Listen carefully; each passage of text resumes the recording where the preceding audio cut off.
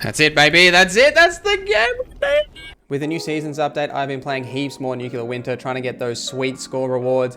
It seems like a lot of other players are also jumping into this mode for the first time, so I thought it'd be a good idea to put together a video to give you some basic and intermediate tips to get you started and hopefully make you the next Overseer. Let's go. Firstly, if you're looking for a specific section of this video, I will have links to those sections in the description down below. Nuclear Winter is a 52-player battle royale where teams of 4 battle it out to see who is the next Overseer. There are 2 different maps, Flatwoods and Morgantown, which are copies of these locations that you would expect from the adventure mode. Before you even boot into this mode, it's important to know that you can turn off team fill. What this does is if you would like to queue up solo or just with 1 or 2 specific friends, you can turn off the option to fill the rest of your 4-player squad. This is a really good option if you're nervous about your performance, not that kind of performance, and so that you can learn the game mode yourself and at your own pace. Once you load into the lobby, there are a couple of things that you can do. Press M to vote on the map, whether it be Morgantown or Flatwoods. My favorite personally is Morgantown. I just like the way that the map is structured. I like the big town center in the middle, but that's really up to you. You can also bring up your Pit-Boy in the same way you would in the adventure mode to assign perk cards to your character. Nuclear Winter do have their own unique set of perk cards, but your character will use the same special stats that you have in the adventure mode. So if you're a level 20 in adventure with 10 perception, you will have the exact same special stats in Nuclear Winter. However, it does have its own stack of perk cards and perk cards that you have unlocked. As you level up, you will unlock new perk card packs to gain new perk cards for this mode specifically. If you do get a perk card that you already own, it will turn into Overseer's tickets. What you can do with these tickets is you can buy perk cards that you don't currently own specifically. So if there's a specific perk card you're chasing or that you would like, a popular one that everyone uses is Frog Legs, which allows you to jump higher and it's also pretty fun to use. You can buy that perk card specifically rather than waiting on the RNG of the perk card packs. You can do this by looking at your perk cards, showing unowned perks, and choosing the ones you want as long as you have the Overseer's tickets to purchase it.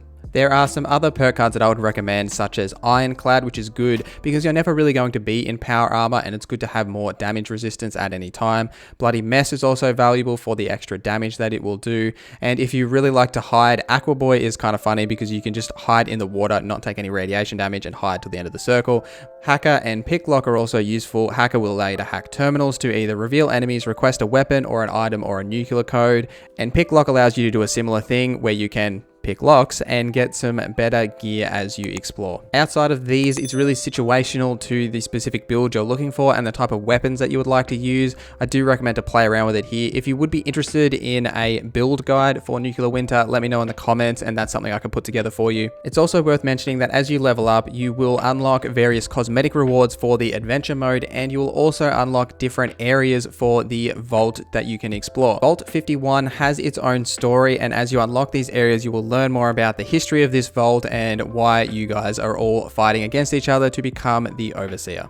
Unlike most battle royales, in Nuclear Winter, you don't drop out of a vertibird onto the map, you choose a location to spawn on the map. So pay attention to where your team chooses so that you do spawn as close to each other as possible. Once you have loaded into the map, there's a few things that you should start looking for and looting up and gearing yourself for the fights ahead. The first things you should be looking for are the blue, yellow, and red crates that you can find throughout the world. These will spawn at different locations. They won't always be the same. However, any other item that you find in the world or container, they will always be in the same place. So you can find first aid packs connected to walls like you would in adventure mode. These will always be in the same location. They may not have the same item, but they will always be there. Now, when you loot any of these items, there are 5 types of items that you will find: weapons, armor, chems, camp items, and these nuclear codes or briefcases. If you find 4 nuclear codes and a briefcase, the person in your squad with the briefcase can launch a nuke onto the map. It's worth noting as well that you can actually drop nuclear codes. They are under the miscs section of your Pit-Boy. So if someone in your team has the briefcase, you can drop your codes so that they can actually launch the nuke. The best armor you should be looking for is marine or power armor itself. The armor levels go Wood, Scout, Marine, and then Power Armor. There is also a hazmat suit that you can find, but honestly, you should just throw that on the ground and not worry about it. There isn't really any benefit to it. It doesn't add any damage resistance. Obviously, it adds radiation resistance, but you never will be at a point where you will need that throughout the game mode. Gun rarity also has a similar method, going white, green, blue, purple, and orange being the highest level of rarity that you can find. This doesn't necessarily mean that the orange legendary item you find is better than the green item you find. It is really up to you in what gear you like to use. Personally, I really enjoy the 308 hunting rifle, which is a green rifle compared to some of the blue, purple sniper rifles that you can get. You will also find melee weapons as you explore, and honestly, again, just throw them on the ground. You don't need these. You will never be at a situation, unless you choose to melee an enemy. You will most likely be dead before you get to them if you are charging at them with your melee weapon. Some other things that you should always pick up is ammo. Ammo has no weight in this mode, so regardless of the type of ammo you find, you should always pick it up because you never know when it will actually be useful for you. You might kill an enemy later on and pick up their weapon that's better than yours, and it might use a specific ammo type you weren't using before. It's always good to have ammo stocks available so that you can keep rolling as you go. Same goes for chems. I pick up every chem that I come across. I really only use stim packs and rataways for the most part. However, when you get to the late stages of the game, I pop every other chem that I have. So Psycho, Overdrive, etc. I just pop them all to give a little bit more of an edge in the later stages of the match. However, you should always be keeping an eye on your inventory space. If you pick up a new type of armor, say you upgraded to Scout armor, your wood armor will still be on your inventory, but you won't be wearing it. You should make sure you drop this to save yourself that inventory space for weapons or anything else that you might find. The same goes for weapons. Drop anything that you don't plan on using just to save yourself that space, as you don't want to be over encumbered if you get into a fight, so that you can have the ability to get away from them as quick as possible. You should use your favorites menu as often as possible once you have picked up loot. You can also change what your favorites are in this menu by clicking change, and you can change what is slotted on that item. It's much quicker to use this menu than going in through your inventory, so it's well worth getting used to this interface and using it very often. It's also worth noting that if you do have your weapon away, you do move a little bit faster, so if you're running from the circle, this is also beneficial. Some other things that you will find throughout the world are bobbleheads and magazines. They spawn at various locations throughout the map. They don't stack, so you can only have one effect active at one time. So if you find a bobblehead or a magazine with an effect that you like, which you can check in your effects section of your Pip-Boy, don't pick up another one, as you will get rid of the effect that you already have. So now that we've covered gear and getting yourself into the game, let's talk about fighting other players and creatures. Creatures are very easy to take down and will drop various items for you to take with you on your journey. The bigger, more deadlier the creature, the better loot that will drop from it, but be careful engaging creatures late into the game, as it will give away your position on the map to your enemies. Near the end of the map, a Scorched Beast will spawn, and the same goes for this. Don't shoot at the Scorched Beast unless they're attacking you directly, as it will give away your position. Hopefully other players will shoot at it and you can sneak up on them and get a few sneaky kills.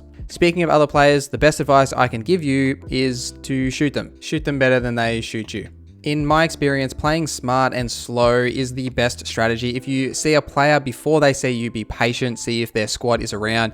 Try not to engage people unless you have the upper hand. High ground is beneficial in all situations in life, especially if you are Obi-Wan Kenobi. If I do see an enemy team before they see me, I'll often use the team up emote to let my team know that something is happening over here near me, and hopefully they will come and back me up. Unfortunately, in battle royales, it doesn't always work out this way, and the team might get the drop on you. If you can't run away, which is often a best option in a lot of fights, finding a gun that works for you is often the best thing that you can do in a player versus player situation like this. Whether it's one of the energy weapons, ballistic rifles, pistols, heavy guns, whatever it may be, finding something that works for you and learning how that gun handles will help you in these kind of situations. A general rule that I would suggest is to get yourself an automatic rifle and stick with that while you're learning to play. Most players run around with some kind of automatic weapon, as they are one of the best weapons to use in Nuclear Winter, so you can get yourself one, learn that gun as your weapon of choice.